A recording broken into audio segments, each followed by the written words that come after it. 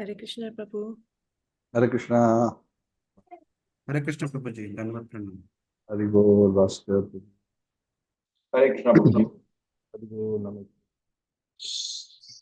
हरे कृष्ण। हरे कृष्ण प्रभु ji. Hare Krishna. Thank you.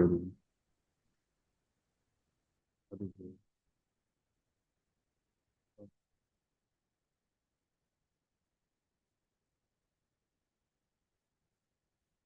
Okay, let us start with the prayers. ओम नमो भगवते वासुदेवाय। ओम नमो भगवते वासुदेवाय। नमो भगवते वासुदेवाय। नारायणं नमस्कृत्य नरं चैव नरोत्तमं देवीं सरस्वतीं व्यासं ततो जयमुदीरयेत्। नष्टप्रायेषु भद्रेषु नित्यं भागवत सेवया भगवती उत्तमश्लोके भक्तिर्भवति नैष्ठिकी। कृष्णाय वासुदेवाय देवकी नंदनाय च नन्दगोपकुमाराय गोविन्दाय नमो नमः। उमज्ञानतिमिरान्धस्य ज्ञानाञ्जनच्छलाकया चक्षुरुन्मिलितं येन तस्मै श्रीगुरवे नमः। श्रीचैतन्यमनोभीष्टं स्थापितं येन भूतले स्वयं रूपः कदा मह्यं ददाति स्वपदान्तिकं वन्देऽहं श्रीगुरोः श्रीयुतापदकमलं श्रीगुरून् वैष्णवांश्च श्रीरूपं सागरजातं सहगणा रघुनाथान्वितं तं सजीवं साद्वैतं सावधूतं परिजनासहितं कृष्णचैतन्यदेवं श्रीराधाकृष्णपादान् शरणलिता श्रीविशाखान्वितांश्च हे कृष्ण करुणा सिंधु दीनबंधु जगतपते उपेशा गोपिका कांत राधा कांत नमोस्तुते तप्त कांचन गौरांगी राधे वृंदावनेश्वरी शिवानुसुते देवी प्रणमामि हरिप्रिय वंशकल्पतरुभ्यश्च कृपा सिंधुभ्येव च पतितानां पावनेभ्यो वैष्णवेभ्यो नमो नमः। जय श्री कृष्ण चैतन्य प्रभु नित्यानंद श्री अद्वैत गदाधर श्रीवासादि गौर भक्त वृंद। हरे कृष्ण कृष्ण कृष्ण हरे हरे हरे राम राम राम हरे हरे। नमः ओं विष्णुपादाय कृष्णप्रेष्ठाय भूतले श्रीमते राधानाथ स्वामिने नामिने। नमः ओं विष्णुपादाय कृष्णप्रेष्ठाय भूतले श्रीमते भक्तिवेदांत स्वामिने नामिने। नमस्ते सारस्वती देवे गौरवाणी प्रचारिणे निर्विशेष शून्यवादी पाश्चात्य देशतारिणे। कम करोति वाचालं पंगुं लंघयते गिरिं यत्कृपातमहं वन्दे श्रीगुरुं दीनतारिणं परमानन्दमाधवं श्रीचैतन्यैश्वरम्। हरि ओम तत्सत। हरे कृष्ण। हरे Krishna. So nice to be back with all of you again. Forgive my absence the last few weeks. Traveling in India and wasn't convenient to follow the schedule, and also have my usual laptop, was only with my phone. So thank you again for joining after this break, and we'll aim to be regular going forward. So today's session is devoted to the discussion of the Srimad Bhagavat. We are discussing this very interesting pastime, interesting and very instructive pastime of Vritrasur Chitraketu. The many lives of, actually two to be more specific, Chitraketu Maharaj, who becomes Vritrasur. So we are discussing chapter 15 today of the 6th canto, and the chapter is entitled The Saints Narada and Angira Instruct King Chitraketu. So we are at that point in the pastime where Maharaj Chitraketu, a very quick cap, very, very powerful, young, beautiful king with everything that one can ask for. Correct? No need to go every 5 years to the voters and beg them vote, and so that they can keep power. Nowadays situations are such that even after doing everything, it becomes so difficult. Modern Kali Yuga man is so gullible, so little bit something, they will forget their dharma, they will forget what others have done for me. Anyway, so he had practically an unrivaled position in terms of opulence, power, control, but still he was unhappy because he did not have a son. In the process of endeavoring for a son, he had married, assuming it to be a problem with his wife. He ended up marrying, it is said, millions of ladies. But still, he was unable to achieve his heart's cherished desire of having a son and find peace. Seeing that very frustrated situation, and he was a noble person and a devotee of the Lord. Sometimes the tendency of devotees also, this is the nature of Sattva Guna. The problem with Sattva Guna, even though it is in other senses nice, auspicious, there's a tendency to get attached. There's a tendency to be comfortable. This is the danger with the material modes. So because of his attachment to his material situation, his attachment to his material identity, Maharaj Chitraketu became so overwhelmed with that feeling of lack that he couldn't find happiness in any other thing. Eventually, as we discuss, Angira Muni, Narada Muni come, they see his situation, and they, seeing his desperation, Angira Muni blesses him, okay, you'll have a son. But he gives him a hint by giving the name Harsha Shoka. This son will cause both jubilation and lamentation. Chitraketu Maharaj Singh, yeah, maybe lamentation, maybe he may be a naughty boy. He give me some trouble by not listening to me. But never mind. Better to have a son than not have a son. Not realizing that it was going to be a big calamity because it was not in his destiny to have a son. So in spite of all his best efforts, there wasn't a son. But now by the intervention of this great soul, he made it possible for at least for some time for Chitraketu Maharaj to have a son. So with his eldest wife, he had a son. The son was named Harsha Shoka. Harsha, happiness, Shoka means lamentation.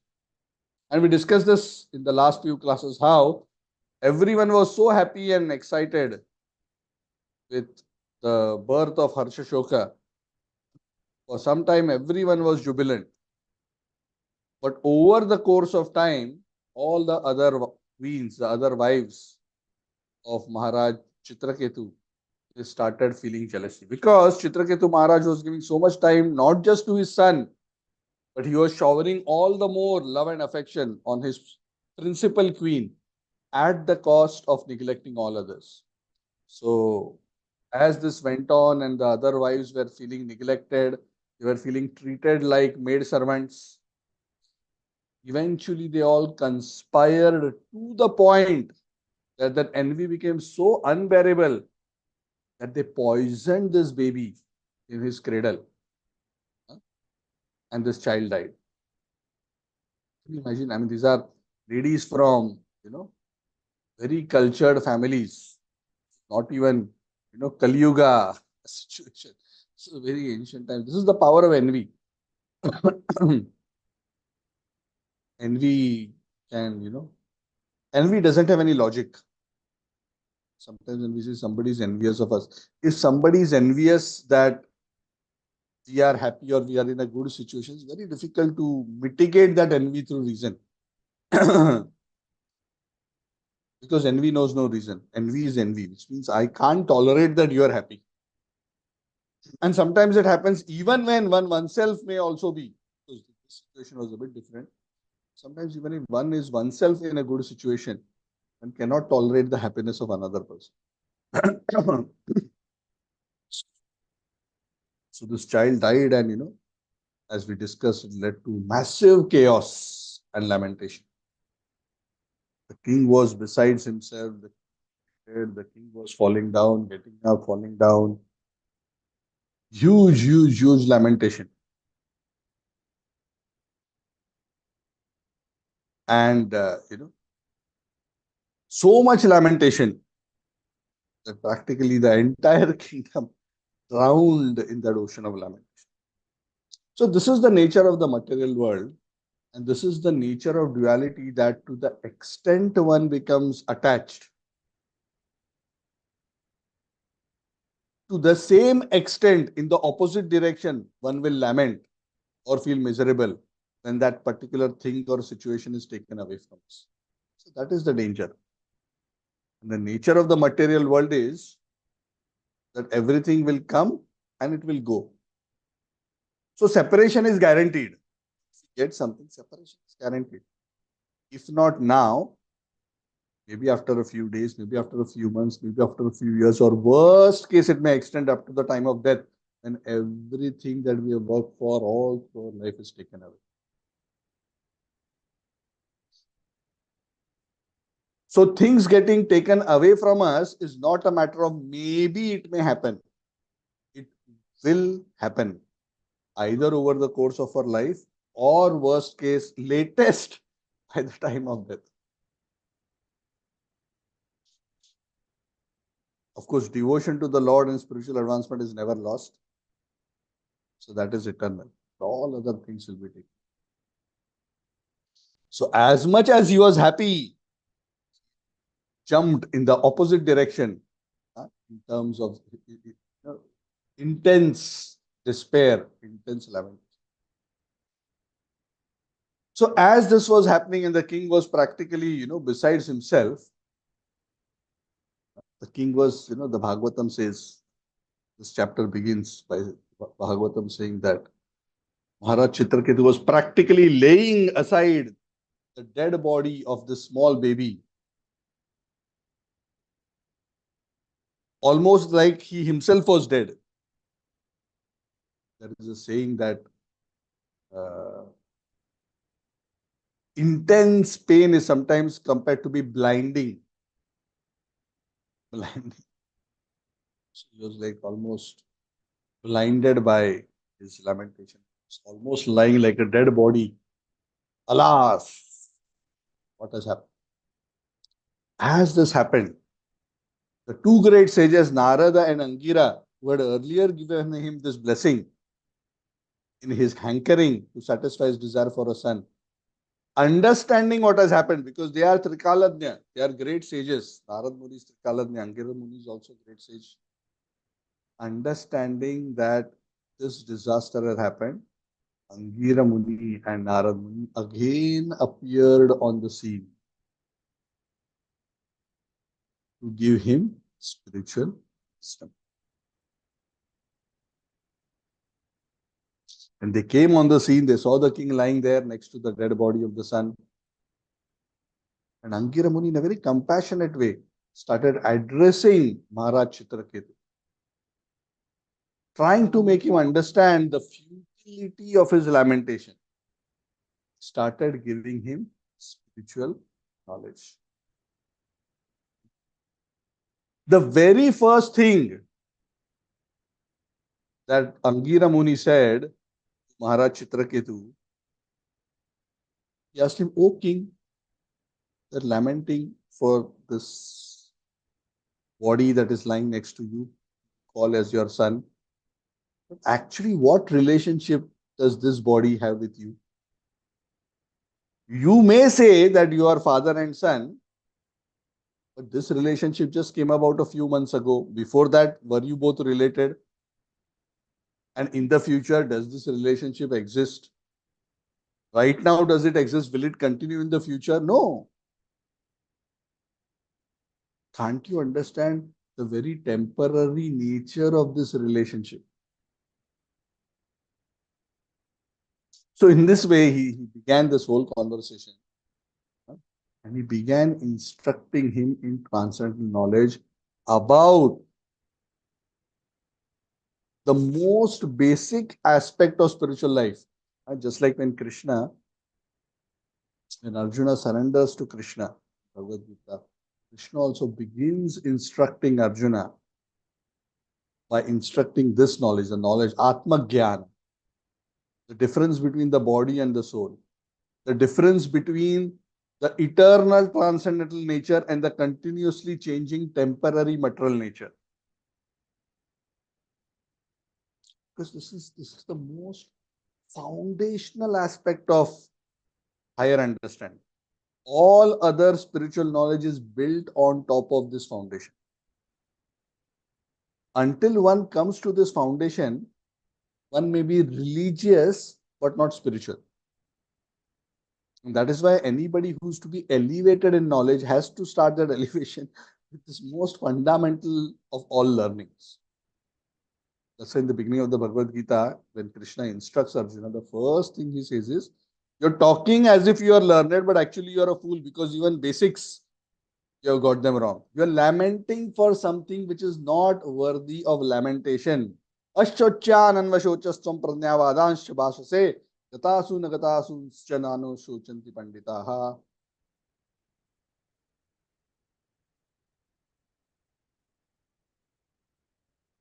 You are lamenting for that which is not worthy of lamentation.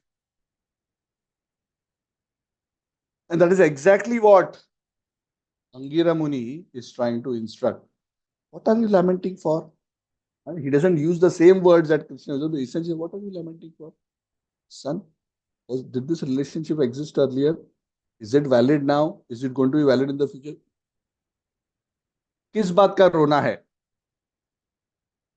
You are lamenting over something which is not worthy of lamentation. And then he gives a very nice explanation.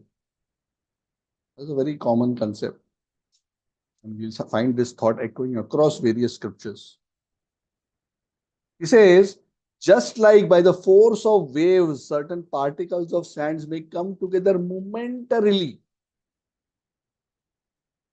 And then by the force of the same waves, which are continuously coming from the ocean, the same particles will come together, then again go apart. Similarly, living entities who have accepted these material bodies sometimes come together. One person will come together with another as a husband, wife, as a father and son, as a mother and son, as friends, as relatives. There are billions of particles of sands on the sea. Like that, there are billions and trillions and quadrillions of living entities. By force of karma, through circumstances, people come together for a certain period of time.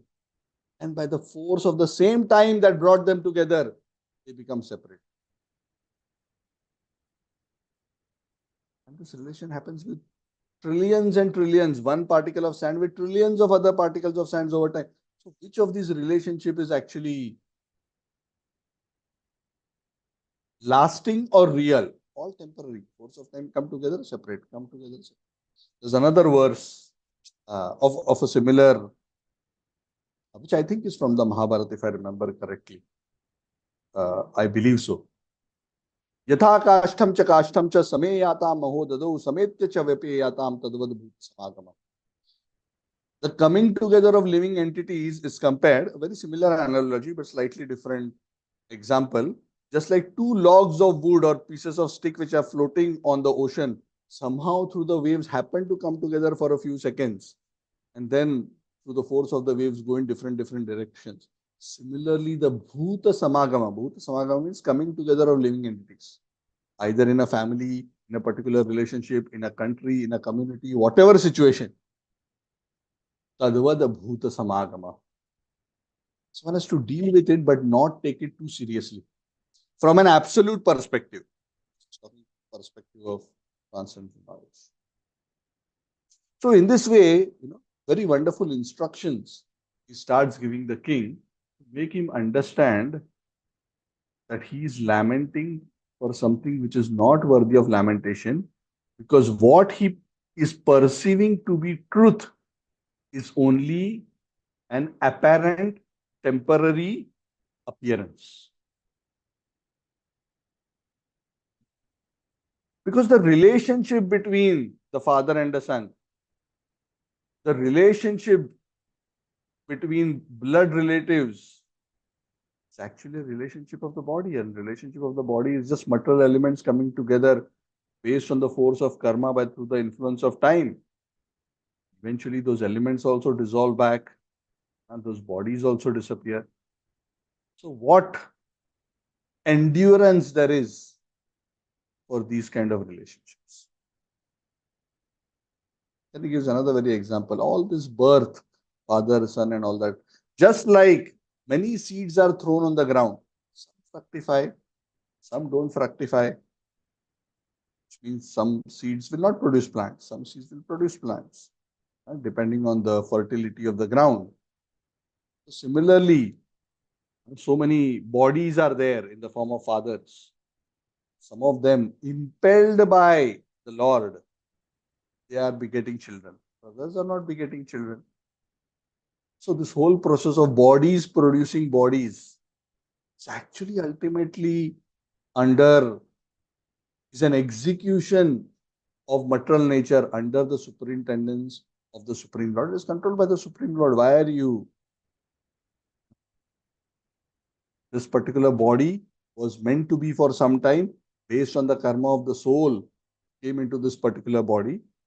And now, by the will of the same Lord, the soul has left this body and the elements will disintegrate soon. And the same is true not just for the sun. Oh, Maharaj Chitraketu, the same is true for everything that is around you. The same is true for your wife, your ministers, your kingdom.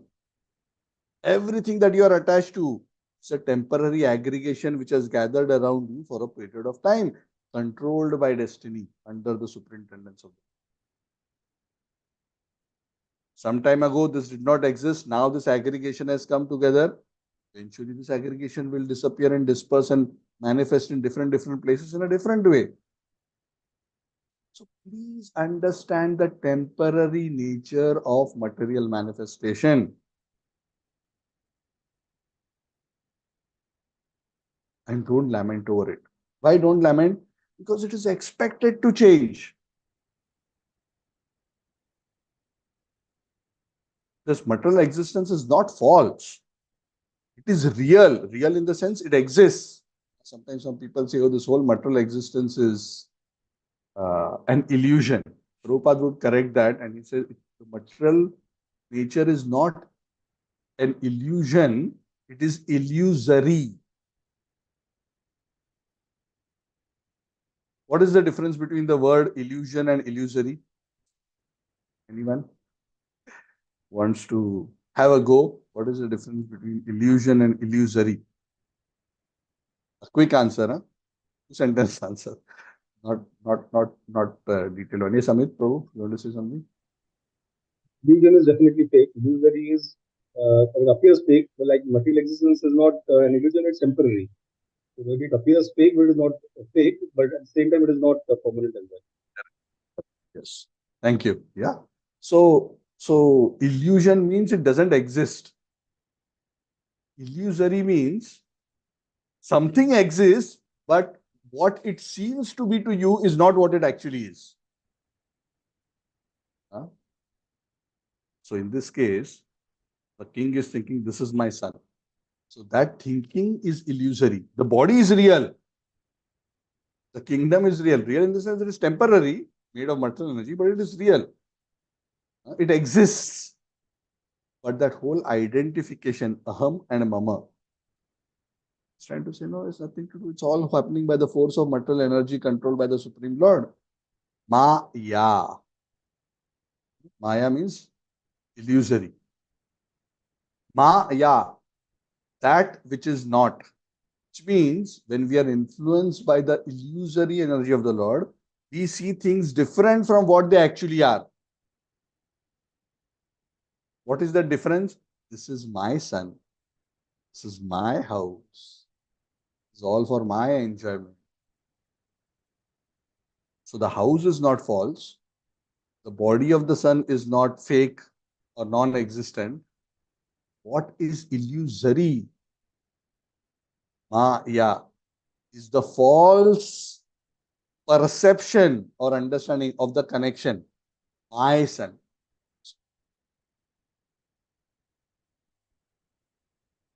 In the ultimate sense, from a higher transcendental point of view.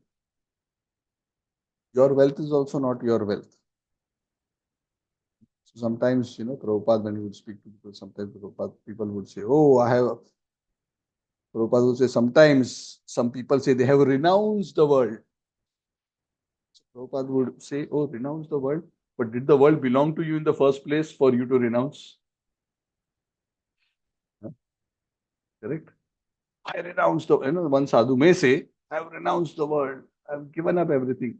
But did you own it in the first place? So your thinking that you renounced is also illusory because the world never belonged to you in the first place. So what we have to renounce is not the world, but renounce the false proprietorship that we are carrying currently in our heart. That this world is for me and for my enjoyment, and things which are connected to me and my body belong to me and are for my enjoyment. That is the mentality to be given up. So that's the difference between illusion and sin. So everything around you fits into this category, O king. Actually, the owner and proprietor of everything is the Supreme Lord. And he has created this entire material manifestation, not for himself, because he is not interested in this illusory manifestation. He has created this manifestation to give a chance for souls like us who want to forget him, to try to enjoy independent of him, to give them an opportunity to indulge. But he is not interested in this illusory play. The Lord doesn't find, but he is the full controller. Maya Dhakshena Prakriti Suyate Sacharacharam Hetunanena Kaunteya Jagat Parivat. Krishna Sindha Bhagavad Gita. Maya Adhyakshena Prakriti, under my supervision, this material energy is functioning, my supervision. So Maya or the Lord's material energy doesn't work independently. She is always under the control of the Lord. Energy is controlled by the energetic. Energy is controlled by the energetic. Shakti and Shaktiman. Purusha and Prakriti. These are different ways to refer to the same duo. Consciousness and matter. And so on and so forth. So the Lord is this is all Angira Muni telling. The lamenting Chitraketu. The Lord is just like a boy who's playing on the bank of the ocean. He's sitting on the beach, sometimes creating some playthings, making a play castle, just doing something. He's not actually interested in doing something. He knows the waves will come, will temporarily be created, then it will get dissolved, and again he will play it, wave will come, it will dissolve. So everything is happening under the supervision of the Lord. All three aspects of material manifestation, creation, maintenance and dissolution, all are happening under the supervision of the Lord. The Lord simply uses all of us and various aspects of material energy as instruments for execution of these three functions. Then he gives an example. Angira Muni gives this example. When he wants to produce, the Lord will simply use some person and engage him as a father to produce a body. Controller is the Lord. The father thinks, I have produced a son. If the Lord doesn't want, that particular individual will never have a child. So the Lord knows which living entity deserves to have a body in a particular situation, and based on that karma, karmana daivan etrena, a living entity will be placed in a particular body, and that body will be born from a particular father and mother. The Lord is the controller. The Lord is one who is actually creating, but bewildered by material energy. Ahankara vimudatma karta ham iti manyate. Living entity thinks, oh, I am the creator, I am the producer, I am the performer of activities. But those who are wise understand that all activities are executed by material energy under the influence of the three modes, controlled by the will of the Lord. So creation happens by the will of the Lord, even maintenance. The Lord maintains this matter. One example is through the king, through the government. Lord is maintaining. And he annihilates through various means. For example, sometimes a snake may come and kill somebody by biting him. Earthquakes may kill, diseases may kill. So the Lord makes various mechanisms which eventually allow the functions of creation, maintenance, and destruction to be manifested. All these agents don't have any real power. It is illusory to think that they actually have real power. The real power comes from the Lord. And these are only agents of creation, maintenance, and destruction. So why are you being so, oh, Chitraketu Maharaj, why are you not understanding the reality? Don't get trapped under this illusory, apparent thinking of I and mine. The living entity is eternal. The body is also temporary. The body is temporary. The body is belonging to a particular community, country. These are also temporary constructs. These are actually imaginations. Why they are imaginations? Because they have no real connection one's spiritual self. Does the Atma belong to a particular community? Does it belong to a particular country? Prabhupada would say this oftentimes when he would go to the West. Because of our identification about with the body, we are thinking, oh, I'm an American, I'm an Englishman, I'm an Indian, I'm Chinese. Or a dog is thinking, I'm a dog. And so on and so forth. These are all because of misplaced identification, not understanding that one's real identity as the spirit soul, as pure consciousness, is distinct from the body in which one has been temporarily placed because of one's past karma.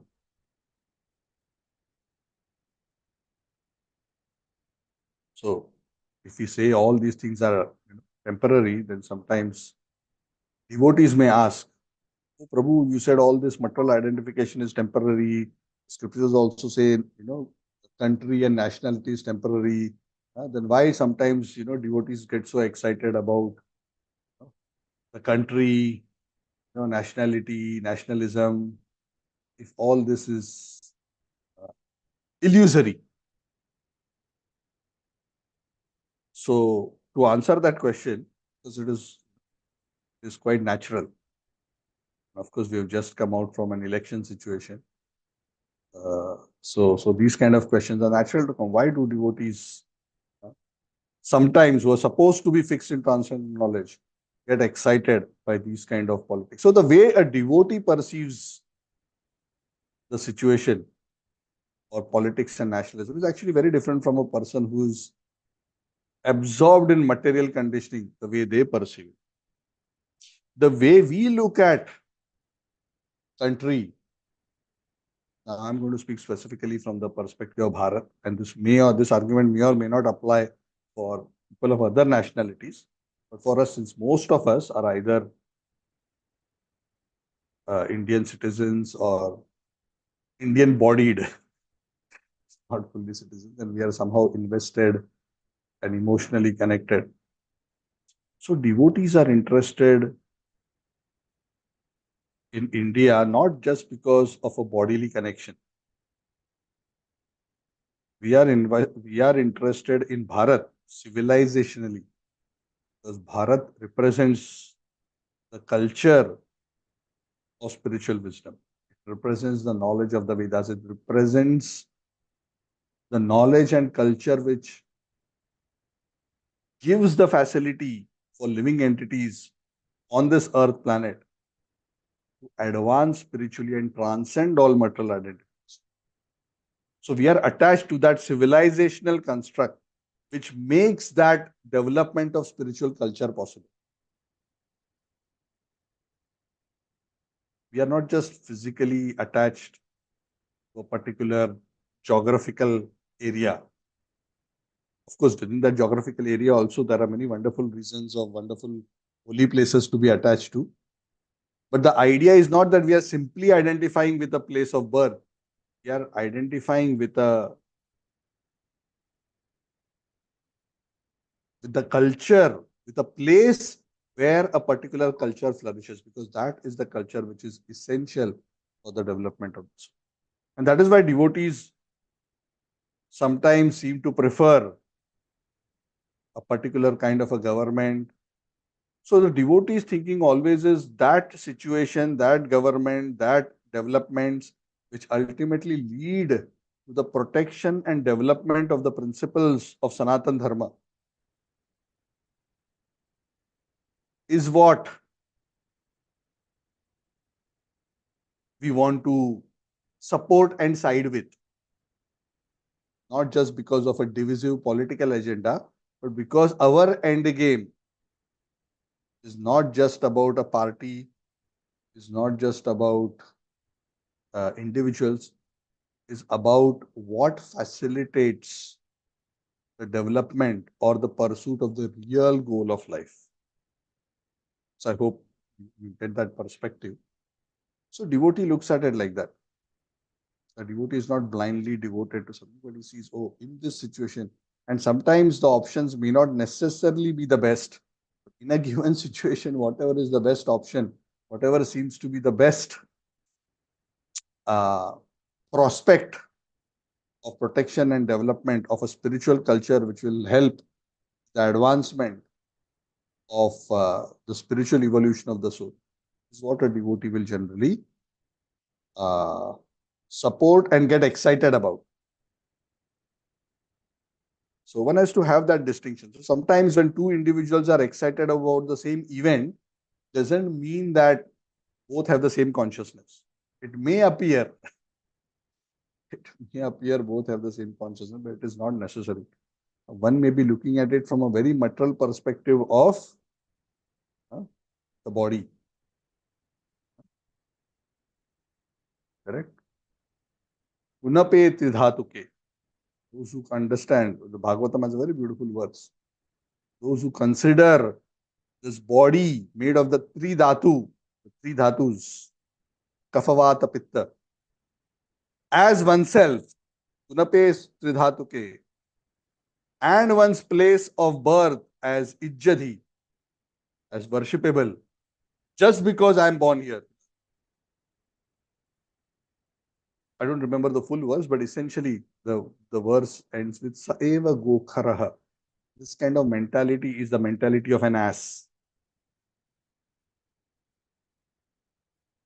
To consider one's body, which is made of material elements, to be oneself, and one's place of birth to be worshipped. Which essentially means I, me, and mine. Those who are absorbed in this consciousness are no better than animals. So devotees do not look at, in this context, I'm talking about Bharat more specifically, not in the context of this kind of material identification, but as a civilizational construct which will allow the flourishing of spiritual knowledge, so that all living entities, not just in Bharat, but across the whole planet, can actually further the potential opportunity that they have by taking birth in a human body in the land of, on this earth planet, where they can actually make further spiritual progress towards the real goal of life, towards real transcendental knowledge, which is beyond bodily.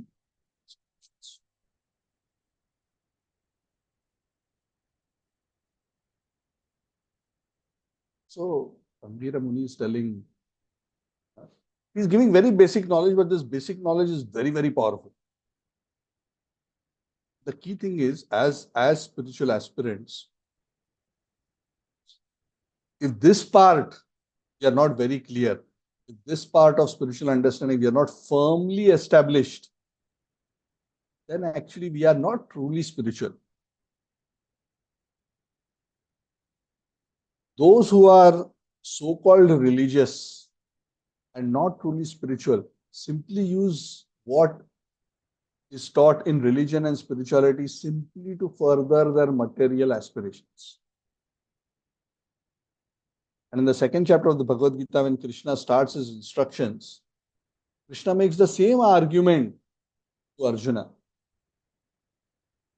He says, don't become simply the kind of religious people who claim themselves to be followers of the Vedas, but are simply interested in the Vedas as means of furthering their material misconceptions.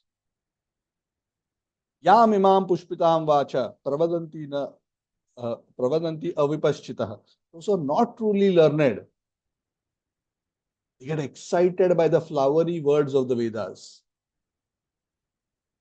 Janma Aishwarya, great birth, great opulence. Bhogaishwarya, Rati. To get attached, they're too excited by material enjoyment. They think this is all in all. That all religion is all about how I live a pious life so that I can enjoy. I can increase my wealth, have a wonderful family, everybody will glorify me. I will have lots of children, lots of well-wishers, everyone will say I'm so wonderful, and I will achieve heaven. Ah, such a perfect life I had. This is the sum and substance of religion. Correct? Sometimes people say when somebody passes away, oh, he had such a full life. What does full life mean? Not well educated, married, he had many children, he had a good career, whatever, or a business, whatever, made lots of money, he got some national award, he got recognized, everybody clapped, left. See, so many people are crying after he died. Oh, such a successful life. He's remembered after his death. And he must have gone to heaven. So this is script of successful life. So Krishna is telling Arjuna, and the same idea is being echoed here. The definition of success. Because this whole script is based on a false platform. Yeah, you were never the body. So when you are based on the wrong platform of wrong identification, everything that you build on top is false. Right? Just like in mathematics, you're asked to solve a problem equal to this, then equal to, you further solve it. First step itself, you make a mistake. All subsequent steps will go wrong. Correct? Small mistake, even small, one mistake, all other. And the subsequent steps will go even further and further away from the truth. Once you make one mistake in the beginning. So very important to have a proper understanding. The very first step, the foundational step. The foundational step is to understand what is real and what is temporary. That's why Bhagavad Gita begins with that. And those who are religious and simply attached to enjoyment, they think that Vedas and spiritual life and religion is all about this only. Correct? We discussed the story of Daksha some time ago. Very expert in religious affairs. So many yajnas, increasing his prosperity, doing one. Very religious, very pious. Who is more successful than me? हमसे बढ़कर कौन? It's better. So Krishna echoes these thoughts across the Bhagavad Gita in many ways. The ego of the conditioned soul. I am the enjoyer. I am the Lord. I am the one giving in charity. I am successful. I am the one who is helping others. Haribo, Jai. Jai to myself. This is my success. But the whole instruction is just an instrument. Everything. Your ability to give is coming from the Lord. What you have is also not yours. It's given. Simply an instrument. Materially as well as spiritually. We are all just instruments. Ahankara vimudhatma karta hamit. Influenced by false ego, living entity, bewildered living entity thinks himself the doer and gets entangled.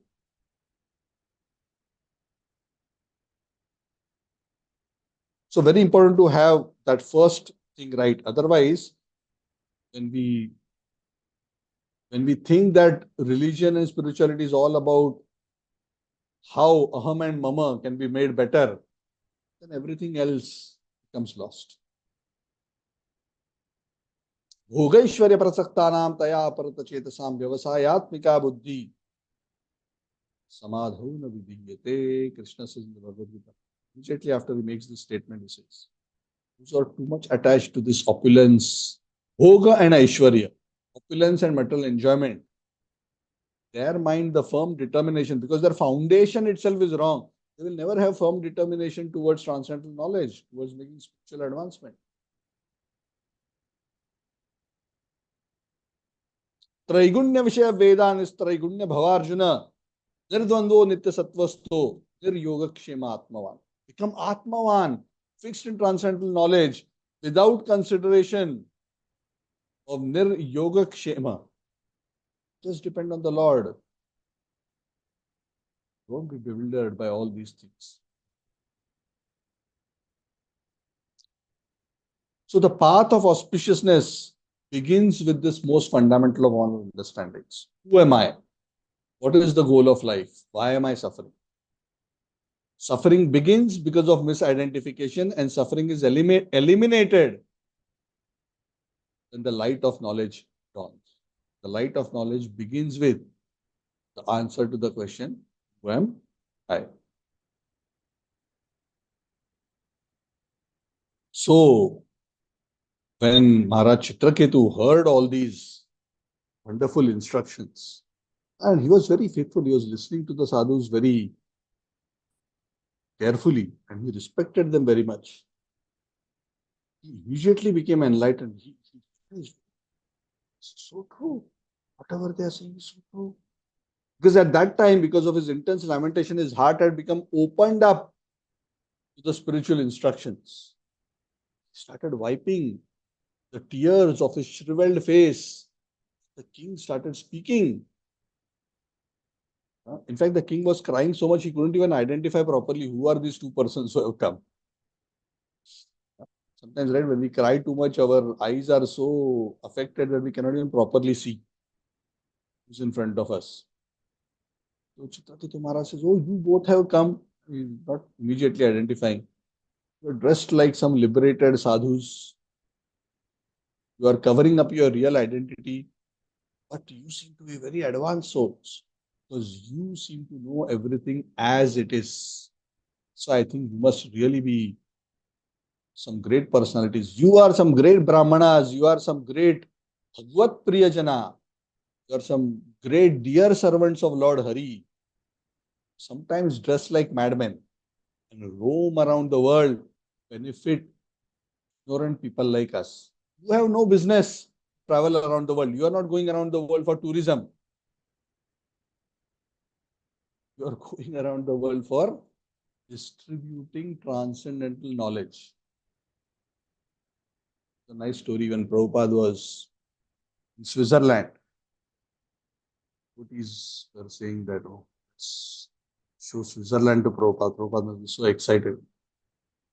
Switzerland is a very beautiful country. We have been there some years ago. Very picturesque, very beautiful.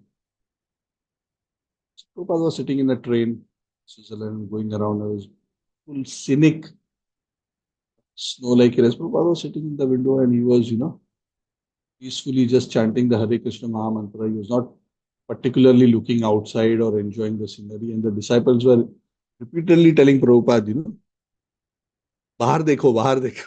Na sundar hai. So beautiful. See how Prabhupada, knowing the reality of material nature, the illusory nature, he was not interested in. So when they pestered him, actually he said, this is hellish. This is hellish. So Prabhupada was never interested. He was not traveling the world for sightseeing. He was traveling the world to give transcendental knowledge to those who are blinded by bhoga and aishwarya, and who have forgotten the real purpose of life and simply gotten distracted by the illusory nature of material existence. So he says, yeah, souls like you are wandering all over the world. There are so many great souls. And then he starts naming so many of the great souls. who wander around the world. Sanat Kumar, Narada, Ribhu, Angira, Devala. He's not realizing that actually in front of him are actually Angira and Narada. Devala, Asita. If you remember, these names also appear in the Bhagavad Gita. Asito Devalo Vyasa Swayam Chaiva Brahmish. It also mentions Devala and Asita. Even though not a lot is known about these two sages, in many scriptures these names often come. Devala and Asita. Interesting to find out more about them. Vyasadeva, Markandeya, Gautam, Vashishta, Parshuram, Kapila, Shukadev. These are all the names that he takes. Durvasa, Yajnavalkya, Jatukarna, Aruni. And there are others like Romasha, Chavana, Dattatreya, Asuri, Patanjali, the great sage Dhaumya, Panchashika, Hiranyanaba, Kaushalya, Shrutadeva, Ritadvaja. You both must be amongst these because I've heard that these are all the great souls who are traveling preachers. You must be one of these great persons because you are giving me that knowledge. I'm actually so foolish that I got so bewildered by this illusory material existence, just like a village animal. I'm behaving like a pig or a dog because I am merged in the darkness of ignorance. So please ignite me with transcendental knowledge and save me. Prabhupada always says that the characteristic of a person in ignorance is that he's always influenced by fear and misery. As long as duality exists, as long as one has this kind of a false identification, will always be fearful. And true transcendental realization, one of the distinct symptoms of transcendental realization is freedom from all fear. So Krishna also tells Arjuna, Ma Shuchaha, do not fear. Sarva dharman parityajamam ekam sharanam vrajaham toam sarva papebhyo moksheshyam nachusham. Just depend on me. Understand my part and parcel. Surrender to me. Be free from all fear. I will take care of you. I will free you from all misery. And then Angira Muni tells him, yes, you mentioned this list of names. From this list of names, two of them are us only. Probably you're not able to see. Do you remember we had come long back? Actually, not very long back because this child was still very young. Just a few months ago, we had come. I am Angira. This is Narad Muni, the son of Brahma. And I'm Angira.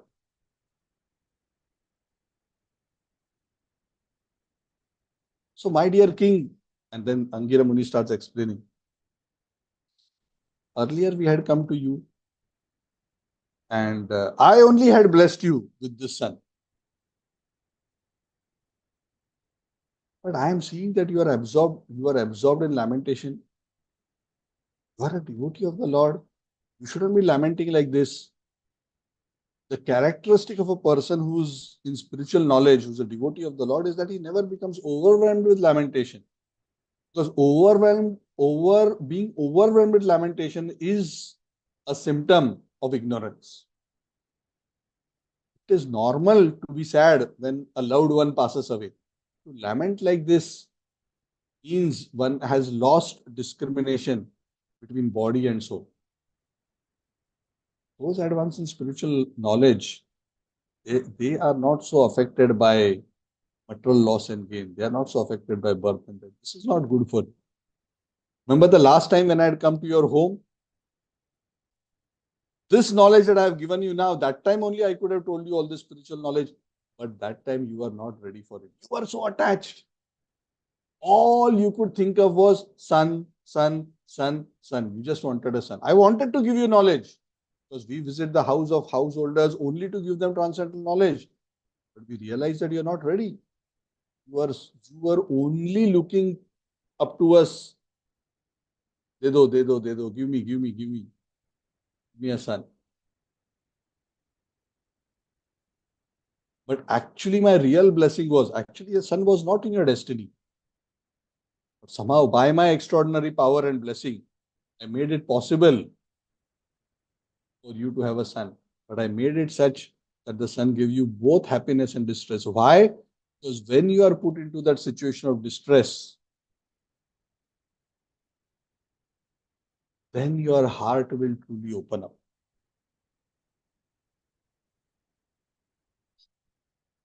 And what has happened to you in terms of your son going is nothing unique to the situation of your son. This is the truth about your wife, about your house, about your kingdom, your military power, your treasury, your ministers. Everything is temporary. This whole thing is a temporary, illusory construct. It's a mental concoction.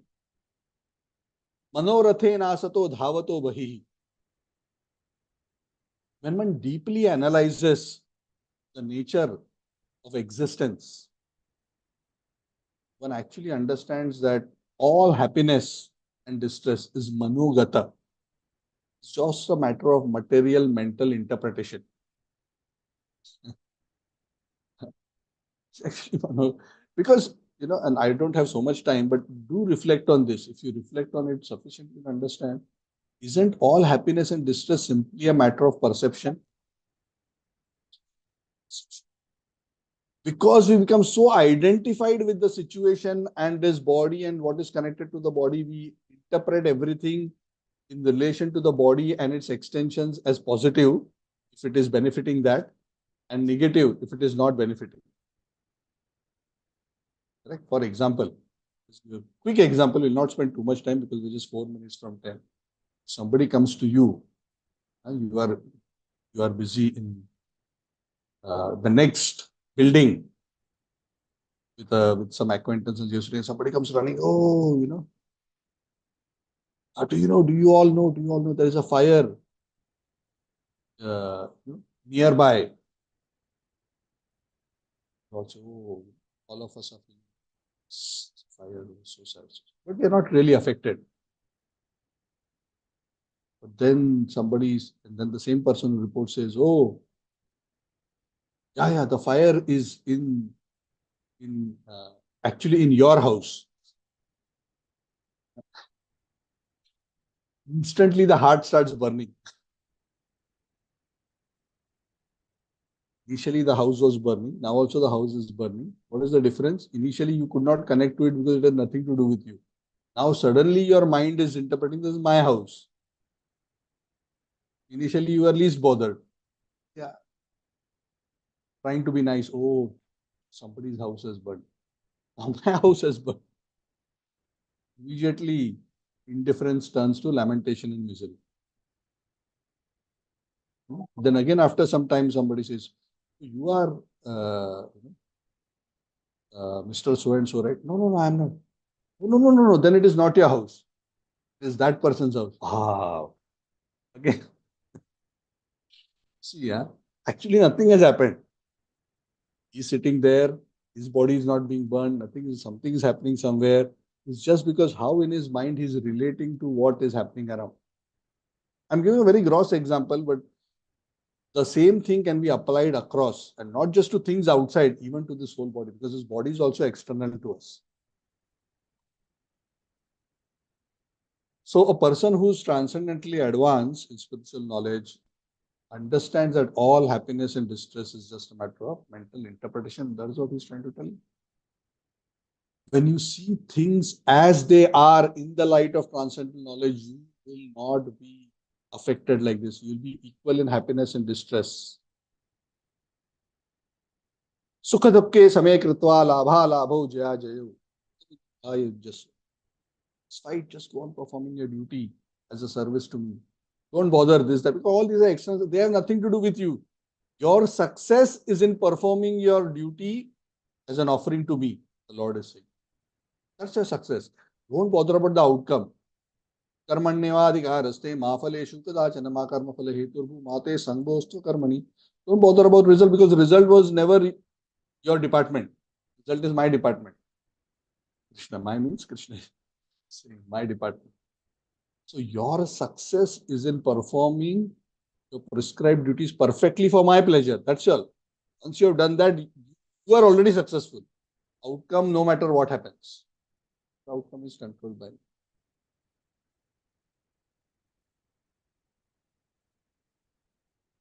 So all this knowledge I could have given you earlier. Angira Munis is telling Chitraketu, but I didn't give you because you're not ready.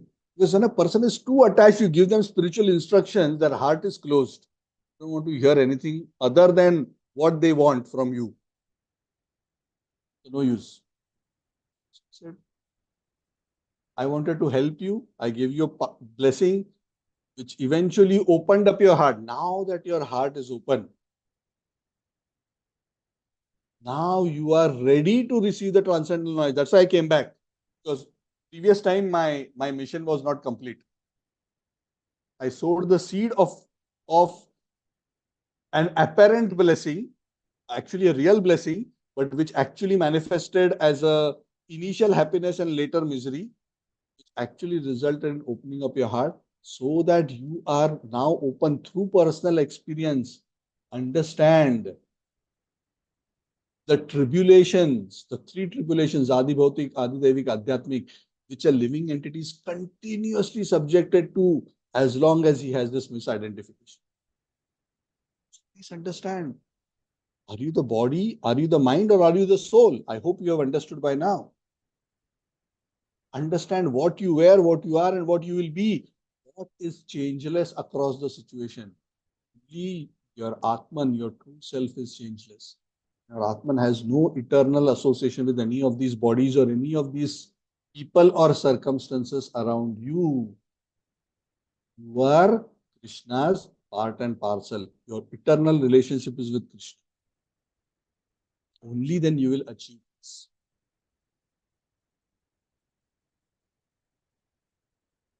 Correct? Peace formula 5.29. Bhoktaram yagatapasam sarvaloka maheshwaram surdas sarvadehinam yatva mam shantim richati. The real proprietor, Lord. Real enjoyer, Lord. Real controller, Lord. Real well-wisher, Lord. He who understands this actually attains peace. Sometimes we become frustrated even in spiritual life because we make so much effort but we don't get results. We should not be frustrated because we should understand God is the giver and the blesser. Sometimes we struggle so hard to preach to people, they don't change. We are not the well-wisher, the Lord is the well-wisher. We can simply only do our duty to try to give transcendental knowledge by being an instrument of compassion. It's not within our power to transform the heart of individuals. That is the Lord's department. We should be satisfied simply performing our duty perfectly.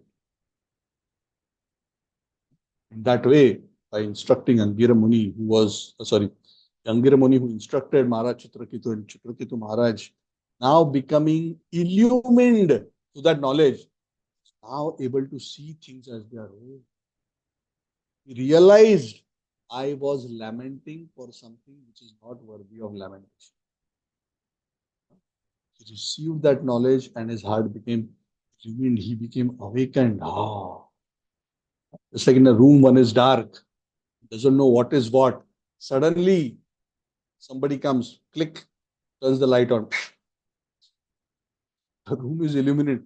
How you can see everything? Oh, I hid this thing. I thought it is the bed. Actually, it was my desk. Now you can see things as they are. I thought that shadow is a ghost, but it's not a ghost. It is actually the shadow of the tree which is outside the window. How you can see? Now all the fear goes because all your misperceptions have gone. And see things as they are, as it is. So having come to the platform of Atma Jnana, at least theoretically understanding and accepting what is reality and what is illusory, Narada, seeing that this person is now ready for initiation. Initiation means one is ready. Yes, now I understand this material existence is miserable. Now I want to make further progress. Narada Muni comes to him and says, now I will give you a mantra. I will initiate you. I give you a very special mantra. Please accept this mantra diksha from me. This is a very special, powerful mantra of Lord Sankarshan, Lord Hari. Once you accept this mantra from me and when you chant it properly, within 7 nights, you will get direct darshan to Lord Sankarshan.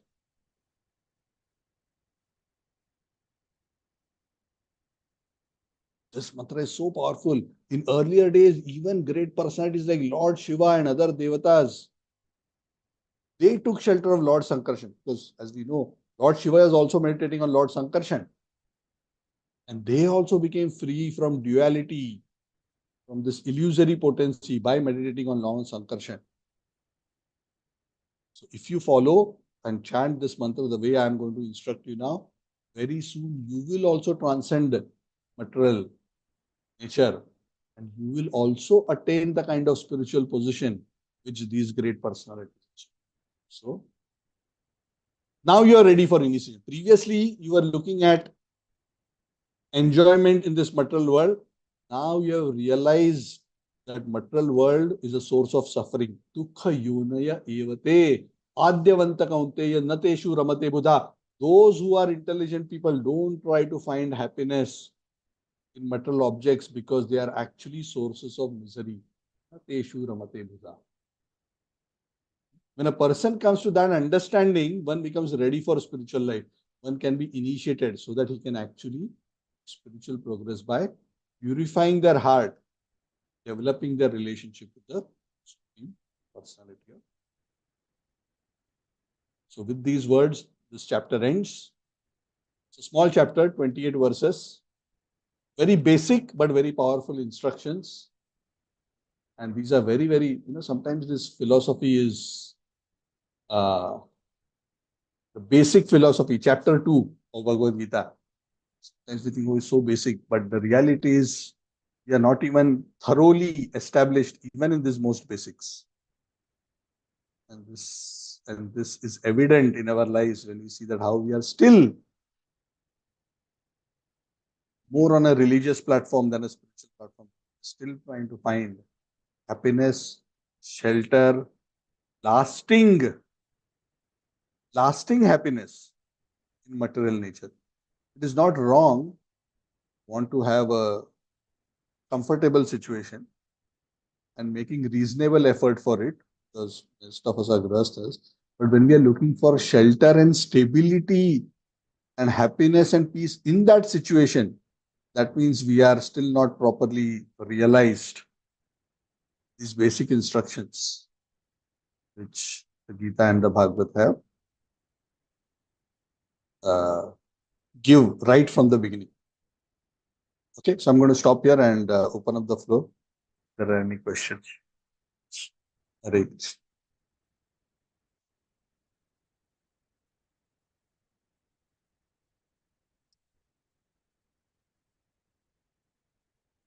Yeah, Tarun Prabhu, Hare Krishna. Hare Krishna, Prabhuji. Prabhuji, I have a question on chanting. Okay. So sometimes what happens, Prabhuji, when you are doing chanting, a lot of bhavs come and it's really good. You feel fully engaged. But some days it happens, it becomes more like kind of duty, and that level of bhav does not come. And sometimes after completing the count, we also feel sad. Yeah, it's not going good. So how should we do chanting in that way that we remain properly in bhav? Yeah. So until we are properly purified, this kind of a situation is expected. So Vishwanath Chakravarti Thakur in Madhurya Kadambini also explains this kind of a experience to Tarangarangini. Sorry, not Tarangarangini, Ghanatarala. Tarangarangini is slightly different. So sometimes one feels so enthusiastic and yes, so wonderful chanting because one, and then sometimes one feels, I have to chant. Feels the beads are heavier than weightlifting. So that is a natural consequence of a contaminated heart. That in certain circumstances it feels more enthusiastic, at certain times it doesn't. And that is why spiritual intelligence is very important. A sadhaka, when he has not yet developed taste, has to use the force of spiritual discrimination, based on spiritual intelligence, to execute the sadhana, whether one likes it or one doesn't like it. Just like when there is an exam, we study whether we enjoying studies or we don't enjoy studies. We have to, if I don't do, tomorrow is exam. Still, so we know that through this purification, eventually we'll reach the state of steady steadiness in practice and steadiness of experience. So that will gradually come as we get more and more purified. So until then, we have to just make sure we create a conducive environment so the distractions are minimized. So things like waking up early, chanting in a nice place, preferably surrounding ourselves with being in a spiritual environment, being in the association of devotees, so on and so forth, right? So yeah, but what is very important is determination. So determination. So saying yes to Krishna and no to Maya. So that initially has to be done forcefully. So what you are experiencing is everybody's experience. It is nothing out of the ordinary. But we should be able to see over time, not a matter of weeks or months, but over the years, see that how the situation will improve if we are following the process properly. Correct? We don't go from 0 to 100. We slowly increase, right? So there are always like this, some days up, some days down. But overall, the graph has to go up. Overall, over a longer period of time. So initially, we will remember Krishna sometimes and forget Krishna most of the time. But then as we make spiritual progress, we remember Krishna more and more and we forget Krishna less and less. Till the time that we will mostly remember Krishna and rarely forget Krishna. Until eventually we cannot forget Krishna even if we try, like the gopis. But that's an elevated stage. So that's a journey, pretty long journey. Of course, how long depends on us, how intense our efforts are. It can be a few years, it can be a lifetime. If you are not serious, it may be many lifetimes. That also depends on us. So our duty is to just continue to follow the process with determination, and to maintain that enthusiasm, we need to associate with devotees, and that is what will keep us enthused to follow the process. Okay? Sure. Thank you, Prabhuji. Hare Krishna. Hare Bol, Hare Krishna. Okay, so thank you all very much. Srimad Bhagavatam ki Jai, Srila Prabhupada ki Jai. So thank you all very much. I'm happy again to resume our sessions, and we'll continue our discussions. So next week we'll discuss Chaitanya Charitamrita. Thank you. Hare Krishna. Have a good day. Hare Krishna. Thank you. Thank you, Prabhu. Hare Krishna, Prabhuji. Thank you, Prabhuji. Hare Krishna. Thank you. Hare Krishna, Prabhuji. Thank you, Prabhuji. Hare Krishna. Thank you. Thank you, Thank you. Prabhuji. Hare Krishna. Hare Krishna. Yeah, how to do that? Thank you. Nice to see all your faces, those who are showing all your Oh. faces. How to go back? Huh? I don't Yes. know how to go back.